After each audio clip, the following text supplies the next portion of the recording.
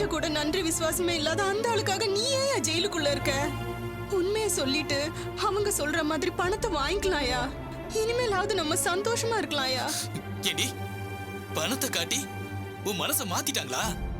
பணத்துக்கு ஆசைப்பட்டு நம்ம முதலாளிக்கு துரோகம் பண்ண சொல்றியா நீ? முதலாளி மேல அபாண்டமா போய் சொல்றியா நீ? இல்லையா, நான் சொன்னதுல துளி கூட போய் இல்லையா. நம்ம 3 குழந்தைங்க மேல சத்தியமா சொல்றேன்யா. உன் முதலாளி நன்றி மறந்துட்டாருயா. நம்ம குடும்பத்தை நடுத்தருல நிறுத்திட்டாரு. நான் சொல்றத நம்புயா. இத பாரு குப்பா, உன்னை பொய் சொல்லல, உண்மையதான் சொல்றோம். சொன்னா உனக்கு விடுதலை கிடைக்கும், எங்க கிட்ட இருந்து பணமும் கிடைக்கும். நீ வெளியே வந்து உன் பொண்டாட்டி பிள்ளைங்களோட வசதியா வாழலாம். நன்றியே இல்லாத ஒருத்தனுக்காக நீ எதுக்கு இந்த தியாகத்தை பண்ற? நாங்க சொல்ற மாதிரி பண்ணு. ஆக்சிடென்ட் பண்ணது செல்வம் தான் கோர்ட்ல சொல்லிடு. ஆமாயா, நன்றி கெட்ட உன் முதலாளிக்கு அதான் சரியான பாடமா இருக்கும். நீ கோர்ட்ல உண்மையை சொல்லிடு. இல்ல, அவர் வேணா நன்றி மறந்தவரா இருக்கலாம், ஆனா நான் நன்றி கெட்டவனா மாறவே மாட்டேன். ஒருவேளை நீங்க எல்லாரும் சொல்ற மாதிரி அவர் இப்ப மாறி இருக்கலாம், ஆனா நான் ஜெயிலுக்கு வர வரைக்கும் அவர் என்ன நல்லபடியா தான் வச்சிருந்தாரு. வேலை வெட்டி இல்லாம நான் இந்த ஊருக்கு வந்தப்ப எனக்கு சோறு போட்டு வேலை கொடுத்து என் குடும்பத்துக்கு தேவையான எல்லாத்தையும் செஞ்சு அவரை நான் காட்டி கொடுக்க மாட்டேன். என்னைக்கும் நான் அவருக்கு நன்றி கெட்டவனா மாற மாட்டேன்.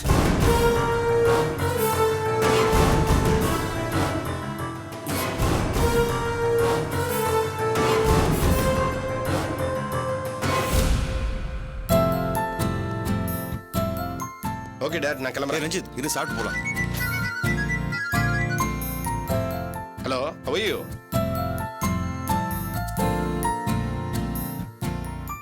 What?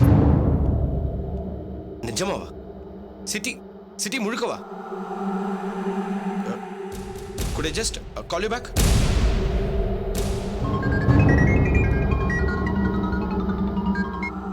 Hello, yes Manickam here.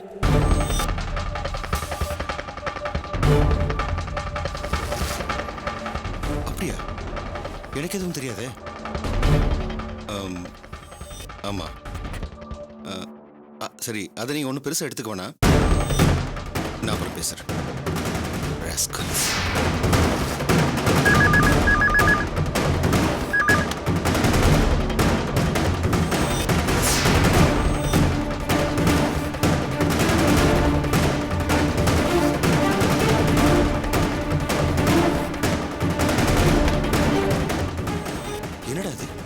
காலையில ஃப்ரெண்ட்ஸ் ரிலேட்டிவ்ஸ் ஃபோன் பண்ணி ஏதோ பேனர் வச்சிருக்காங்கன்னு துக்க விசாரிக்க மாதிரி விசாரிக்கிறாங்க.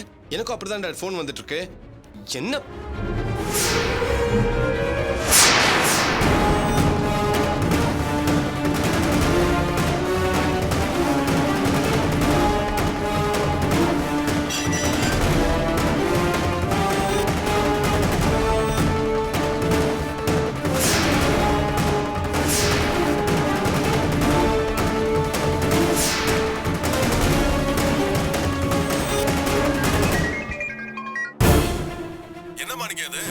உன் வீட்டுக்கு வர போற மருமக ஏற்கனவே கல்யாணம் ஆனவளா?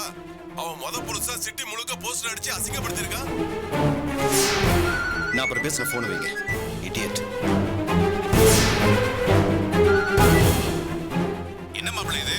தேவசான பொண்ணுக்கு 2வது கல்யாணம் ஆகிறது சகஜம்தான். ஆனா அவன் முதல் புருஷ பேனர் வச்சு நம்ம குடும்பத்தையே அசிங்கப்படுத்திட்டானே. இது உங்களுக்கு தெரிஞ்சு நடந்துச்சா தெரியாம நடந்துச்சா?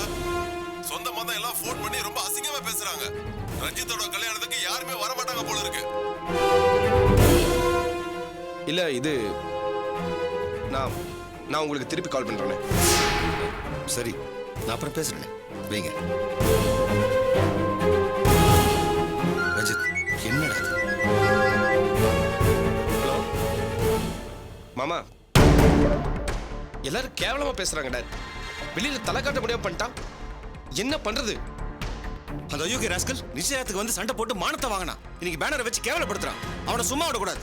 நீ கிளம்புடா. இப்பயே ராஜசேகர் பார்த்துடலாம்.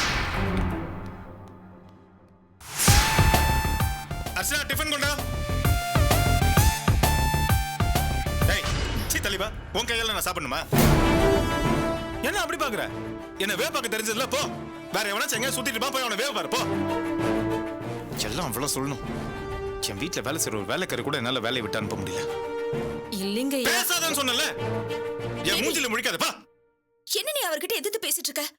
அவர்தான் உன்னை முன்னாடி வரக்கூடாதுன்னு சொல்லிருக்காருல்ல. போவுல உட்காருங்க.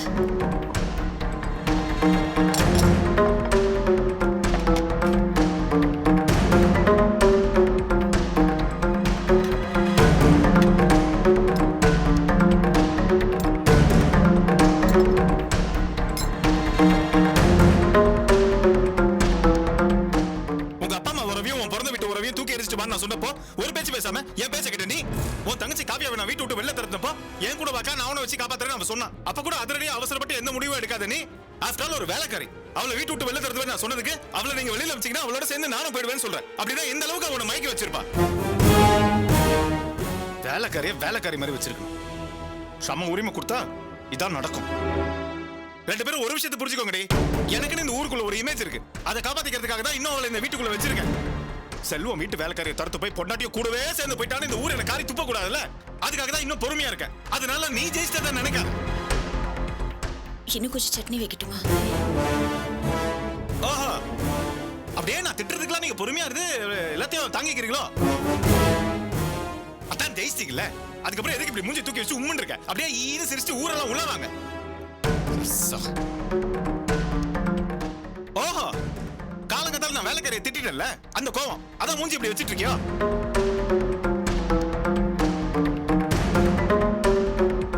பேசுடி, வாயை திறந்து பேசு. வேலைக்காரியை திட்டும்போது மட்டும் வரிஞ்சு கட்டி சண்டை போட்டல, இப்ப ஏன் வாயை திறக்க மாட்டேங்கிற? என் வருத்தம் எல்லாம் பேபியை பத்தி இல்லைங்க. எப்போ நீங்க அவளை இந்த வீட்டுல இருக்க சம்மதிச்சிட்டீங்களோ அப்பவே பிரச்சனை எல்லாம் முடிஞ்சு போச்சு. இப்ப என் கவலை எல்லாம் வேற. ஆஹா, அடுத்த பிரச்சனைக்கு போயிட்டீங்க. ஏன்னா இதுலதான் ஜெயிச்சு முடிச்சிட்டீங்கல்ல, அதனால இப்ப அடுத்த பிரச்சனை அப்படிதானே? இந்த பிரச்சனை நாங்க ஜெயிச்சிட்டோம்டா, இதுக்கு மேல உன்னால எதுவுமே செய்ய முடியாதுன்னு சொல்லாம சொல்றீங்க இல்ல? ஏங்க இப்படி எல்லாம் பேசுறீங்க? குப்பம் கேஸ் கோர்ட்டுக்கு வரப்போகுது. அதை நினைச்சுதான் கவலைப்பட்டுட்டு இருக்கேன். அதை நினைச்சு நீ ஏன் கவலைப்படணும்?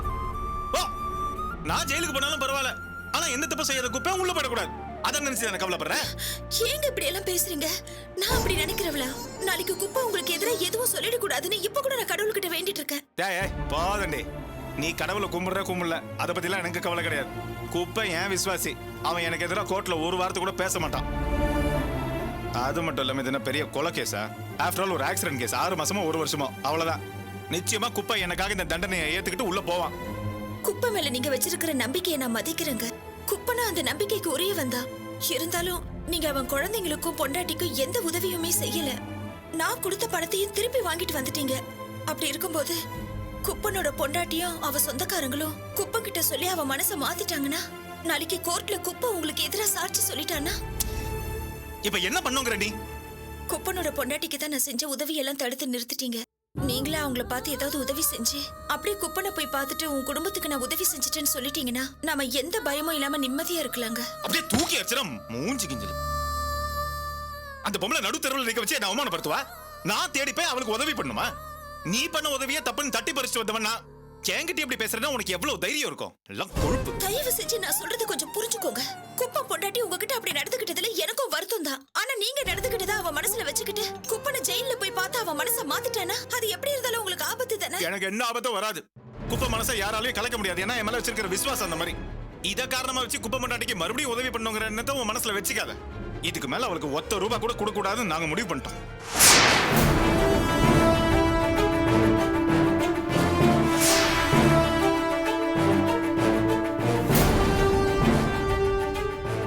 என்னங்க சொல்றீங்க?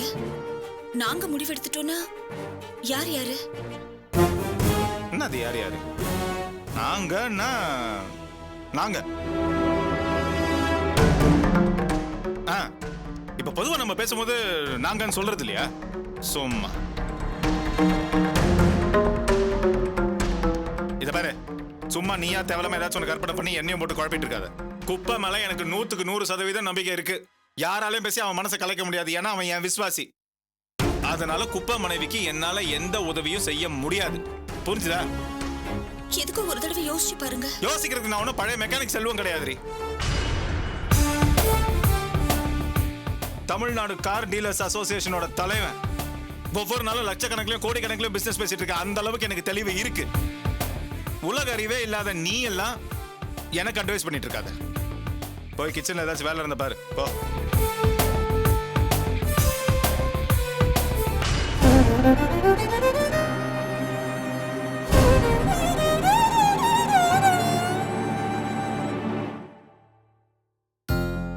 அம்மா அம்மா இத வரேன். என்னம்மா? நான் கொஞ்சம் வெளியே போயிட்டு வரேன். நில்லு. எங்க போற? யார பார்க்க போற? என்னம்மா இப்படி சந்தேகமா கேக்குற? சந்தேகப்பட்டு கேக்கலமா. ஏன்னா அப்பாவும் சொல்லிருக்காரு, மாணிக்க அண்ணனும் சொல்லிருக்காரு. இருந்தாலும் வேற யாராவது உன்கிட்ட ஏதாவது சொல்லி உன் மனச கலைச்சிடக்கூடாது இல்லையா? கல்யாணத்துக்கு வேற நாள் நெருங்கிக்கிட்டே இருக்கு. உன் கல்யாணம் நல்லபடியா நடந்து நீ உன் புருஷன் வீட்டுல போய் வாழற வரைக்கும் எங்களுக்கு நிம்மதி இல்லம்மா. என் மனசுக்குள்ள அந்த ஆசை ரொம்பவே இருக்குமா. அதையும் தாண்டி நம்ம குடும்ப கௌரவத்துக்கு எந்த பங்கமும் வந்துடக்கூடாது. அதனாலதாம்மா சொல்றேன். காலையிலேயே உன் புராணத்தை ஆரம்பிச்சிட்டியா? நான் வரேன்.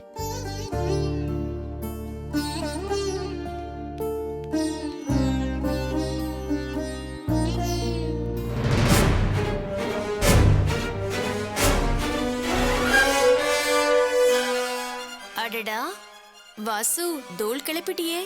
ஏதோ பண்ண போறேன்னு நினைச்சேன். இதைத்தான் பண்ணிருக்கியா? எங்க அப்பாக்கு சூப்பரா தான் வச்சிருக்க. ரிவிட்டு.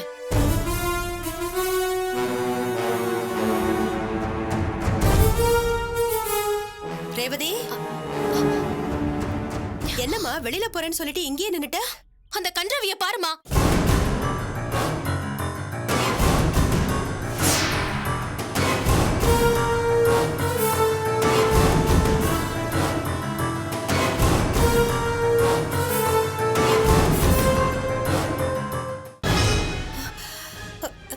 என்னங்க என்னங்க என்னங்க, கொஞ்சம் வாங்கல, வந்து வெளியில பாருங்களேன்.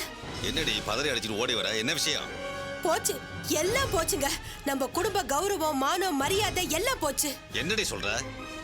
நான் என்னத்தங்க சொல்றது? வீட்டுக்கு வெளியில வந்து பாருங்களேன். நம்ம குடும்ப மானமே போகுதுங்க. அந்த கன்றாவிய பாருங்க. திருமண வாழ்த்து. என் முன்னாள் மனைவி அம்பத்தூர் ராஜசேகரன் மகள் ரேவதிக்கும், அருபாக்கம் தொழிலதிபர் மாணிக்கத்தின் மகன் ரஞ்சித்துக்கும் நடக்க இருக்கும் மறுமணத்திற்கு முதல் கணவனாகிய எனது வாழ்த்துக்கள்.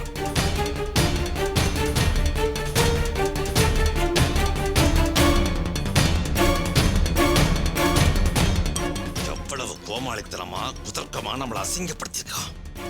எவ்வளவு அவமானமா இருக்கு தெரியுமா? மாணிக்கத்துக்கு இந்த விஷயம் தெரிஞ்ச என்ன ஆகும்? முதல்ல அந்த பேனரை கிழிச்சு நெருப்பு வைக்கணும்.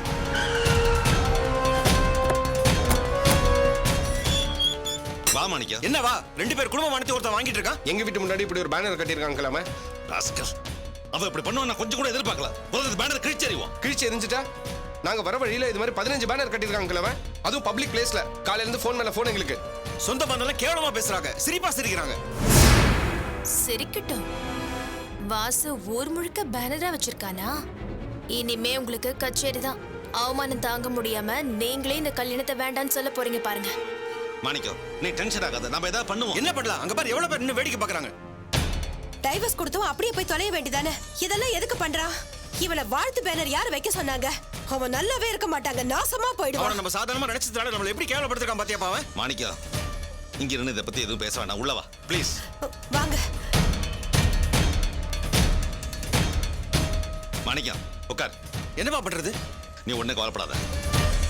இது அப்படியே சும்மா விட முடியாது, ஏதாவது ஒண்ணு பண்ணித்தான் ஆகணும். என்னம்மா, நீ இங்கேயே வெளியில புறப்பட்ட மாதிரி இருந்துச்சு, போலையா? இல்லப்பா, எனக்கு ரொம்ப அவமானமா இருக்கு. நம்ம வீட்டு முன்னாடி மட்டும் இல்லாம 15 இடத்துல, அதுவும் பப்ளிக் ஓடுற இடத்துல பேனர் வச்சிருக்கிறதா சொன்னாங்கல்ல. நான் இப்ப வெளியே போனா என்னதான் எல்லாருமே கேவலமா பாப்பாங்க. என்ன கேவலப்படுத்துறதுக்காக தான் வாசு இப்படி எல்லாம் வேலை பண்ணிருக்கான்.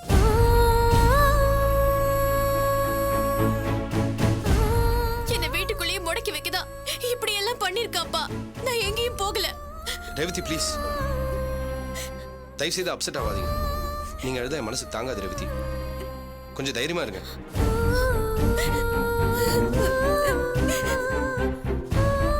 பாருங்க அங்கிள், பாருங்க ரேவதி எவ்வளவு அப்செட்டா இருக்கான்னு.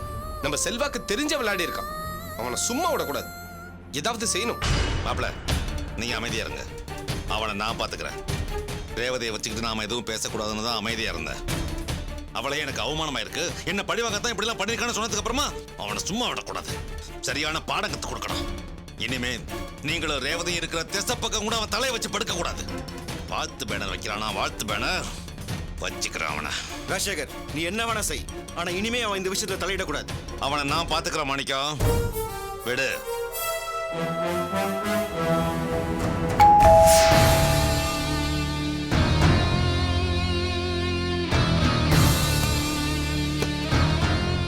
வா செல்வம். என்ன செல்வம், ரொம்ப ஆச்சரியமா இருக்கு, இந்த நேரத்துல வந்திருக்க? ஒரே மூட் அவுட் இருந்துச்சு, அதான் ஆஃபீஸ் போகாம நேரம் இங்க வந்துட்டேன். என்னாச்சு, அர்ச்சனா மறுபடியும் மூட் அவுட் பண்ணிட்டாங்களா? அது எப்படி அவ்வளோ கரெக்டாக கண்டுபிடிச்ச? பின்ன உன்னை மூட் அவுட் பண்றதுக்கு அர்ச்சனாவை தவிர வேற யாரால முடியும்? இந்த அர்ச்சனா ஏன் தான் இப்படி இருக்காங்களோ? புருஷன்காரன் வீட்டை விட்டு வெளியில போகும்போதோ இல்ல வெளியில இருந்து வீட்டுக்கு வரும்போதோ என்னதான் பிரச்சனை இருந்தாலும் அதை வெளியில காமிச்சுக்காம புருஷனை என்கரேஜ் பண்றதுதானே ஒரு நல்ல குடும்ப பொண்ணுக்கு அழகு. சரி, இப்போ உனக்கு என்ன பிரச்சனை? அது வந்து இந்த ஆக்சிடென்ட் கேஸ் கோர்ட்டுக்கு வருது இல்ல, அது விஷயமா காலையில் நான் கிளம்பும் போது எங்களுக்குள்ள ஒரு வாக்குவாதம். வாக்குவாதமா? என்ன, குப்பனுக்கு பதிலா அர்ச்சனா உன்னை போய் கோர்ட்ல சரண்டர் ஆக சொன்னாங்களா? சீ, அர்ச்சனா அந்த மாதிரி சொல்றவங்களா இல்ல. நாளைக்கு குப்பை மனசு மாதிரி கோர்ட்ல எனக்கு எதிராக சாட்சி சொல்லக்கூடாதுங்கிறதுக்காக அவன் குடும்பத்துக்கு ஏதாச்சும் உதவி பண்ண சொல்றான். வழக்கம் போல புலம்ப ஆரம்பிச்சிட்டான், அதான் ஒரே டென்ஷன். ஆனா நான் அதெல்லாம் முடியாதுன்னு சொல்லிட்டு வந்துட்டேன். நினைச்சேன், குப்பம் பொண்டாட்டிக்கு ஏதாவது ஒரு வகையில ஹெல்ப் பண்ணி ஆகணுங்கிறது அர்ச்சனாவோட மோட்டிவேஷன் இல்ல. ஏற்கனவே உனக்கு தெரியாம அந்த குடும்பத்துக்கு அர்ச்சனா ஹெல்ப் பண்ணாங்க, அதை நீ தட்டி பறிச்சுட்ட. அதனால அவங்களுக்கு உதவணும்னு பிளான் பண்ணிருக்காங்க. பொண்ணு மட்டும் எனக்கு தெளிவா தெரியுது செல்வம். உனக்கு யாரையெல்லாம் பிடிக்கலையோ அவங்க எல்லாரையுமே அர்ச்சனாவுக்கு ரொம்ப பிடிக்குது. அர்ச்சனாக்கு யாரையெல்லாம் பிடிக்குதோ அவங்க எல்லாரையும் உனக்கும் பிடிக்கிறது இல்ல, எனக்கும் பிடிக்கிறது இல்ல. இப்ப எதுக்காக குப்பனை காரணம் காட்டி அவங்க குடும்பத்துக்கு ஹெல்ப் பண்ணணும்னு நினைக்கிறாங்க? அது ஒண்ணும் இல்ல, ஒருவேளை குப்பம் பொண்டாட்டிக்கிட்ட நான் நடந்துக்கிட்ட விதத்தை அவ போய் ஜெயிலில் பார்த்து குப்பங்கிட்ட சொல்லிட்டா அவன் மனசு மாதிரி எனக்கு எதிராக சாட்சி சொல்லிட்டு வரணும்னு அவ பயப்படுறா. ஆஹா, அர்ச்சனா கரெக்டா தான் யோசிச்சிருக்கா. ஒருவேளை குப்பம் மனசு மாறிட்டா?